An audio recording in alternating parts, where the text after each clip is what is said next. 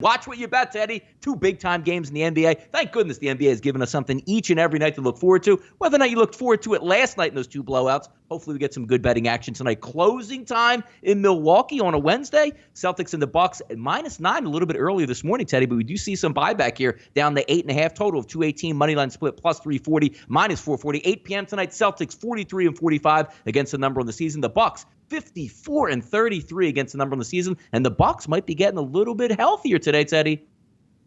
Yeah. Chance that Brogdon comes back for Milwaukee. And I don't know that he's going to be an impact player in terms of point spread impact right from the get-go, but the Bucks look dangerous, man. They look NBA championship dangerous right about now. All that being said, history speaks volumes, and history says that Boston is the type of team that can come back from a 3-1 deficit.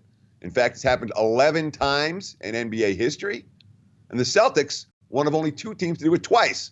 Of course, when they did it twice was 1968 and 1981. So it's been a while for Boston. They're not coming back from 3-1 in this series. The Celtics know it. The Bucks know it. The fans know it. The betting markets know it. The question is, does the point spread come into play? We've seen a lot of teams, what's the old adage? When they're done, they're done. And we've seen a lot of teams facing the 3-1s and the 3-0s this postseason just lay down and go bye-bye. Here's a quote from Chris Middleton, which I love. We don't really worry about them at all. Who we're playing against, who they have in their roster and whatnot. All we do is worry about ourselves and our team and what we need to do. I was looking at some of the mainstream stuff going into the postseason, and somebody gave the Celtics a 2-point advantage in coaching. Brad Stevens. Budenholzer's pretty good. And it's a Bucks team that absolutely has the right mentality. And, of course, when you talk about Milwaukee's defense, well, maybe we should talk about the Celtics defense, because each of the last 3 losses, the Bucks have scored 64+ in the second half against Boston. That's Budenholzer making adjustments and Stevens not being able to catch up. And, of course, with Milwaukee's offense clicking, the shooting issues for Kyrie Irving get are on center stage in every possible way. Irving off 3 miserable games. He's missed 43 shots. It's the most he's missed in a 3-game span in his playoff history. Quote, "You're being picked up full court. They're doing things to test you. The expectations on me are going to be sky high. Try to utilize their aggression against them and still put my teammates in great position while still being aggressive. I'm trying to do it all." For me, he shot 7 of 22 last game. The 22 shots, I should have shot 30. I'm that great of a shooter. Okay, Kyrie, if you're going to be that great of a shooter, you better hit shots tonight, because if Kyrie's having a rough game, another rough game, the Celtics are going bye-bye, and I'm not convinced they're going to put up a big fight. Yeah, we'll see what takes place. Major offseason implications with a loss here for the Celtics. I think we can all agree Kyrie's probably going to be moving on if they do drop this series, but a good one out west tonight. 10:30 tonight, it's going to start up. The Warriors look to gain an advantage. Look, Warriors won the first 2 games on home court, switched over to Houston. They won 2 games. Now we'll see if that ebb and flow, the best of 3 to make it to the Western Conference Finals. That's going to be at Oracle Arena tonight in Oakland. Rockets 46-42 against the number on the season, 12-10 as a dog on the year. The Warriors 39-52 against the number on the season. How about this number, Teddy? 18-27 against the number at home. If we take a look at the numbers right now on SBRodds.com, -6 across the board. The total, Teddy, up to 220, 220.5, depending on where you're shopping at tonight.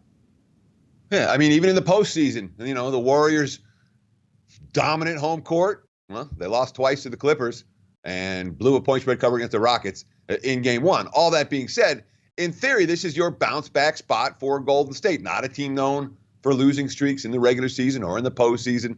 Not a team that hasn't been able to come up with answers and adjustments after things have gone wrong. And look, all 4 of these games have been tight game. All decided by 6 or less. Hard for me to lay 6 points in a series of this nature, even with the spot saying this is Golden State.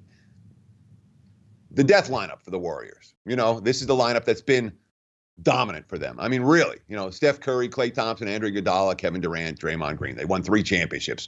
2 of the 3 with Durant. But the death lineup has been, that's what Kerr doesn't like to use a lot, but he uses it when he has to. That's his choke 'em down lineup. It's not working. They were negative in game 4 with the death lineup on the floor. They were negative in game 3 with the death lineup on the floor.